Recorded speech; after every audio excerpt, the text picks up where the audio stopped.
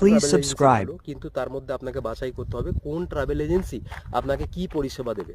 তো ঘটনা হচ্ছে যে ট্রাভেল এজেন্সির সাথে আপনি আসবেন তার যোগ্যতা, তার ব্যক্তিত্ব কী রয়েছে, এগুলো দেখে তবে আপনি আসুন।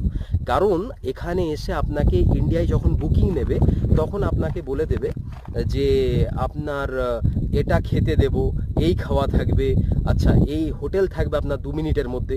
এগুলো কিন্তু সবটাই ভুয়ো কথা। আপনি লিখিত চুক্তিপত্র নেন ট্রাভেল এজেন্সির সাথে, আমাকে কোন হোটেলে রাখা হবে, আমাকে কি খাওয়া দেবে, কত সময় খাওয়া দেবে, হোটেল থেকে হারাম শরীফের ডিস্টেন্স কতটা হবে, ওয়াকিং ডিস্টেন্স কতটা থাকবে, এবং আমাকে কোন কোন জায়গা ঘোরানো হবে, সেই সমস্ত টোটাল বৃত্তান্ত আপনি লিখিত করে নেন। এবং আরও একটা অনুরোধ করব, যারা হজ বা উমরায় আসবেন তারা প্রত্যেকটা ক্ষেত্রে নিখুঁত ট্রাভেল এজেন্সির সাথে আসুন। আমি শেখ জিয়াউল সাহেব এজে ট্রাভেল সার্ভিসের পক্ষ থেকে এই বার্তা সকলের কাছে পৌঁছে দিতে চাই। আর হাজি যারা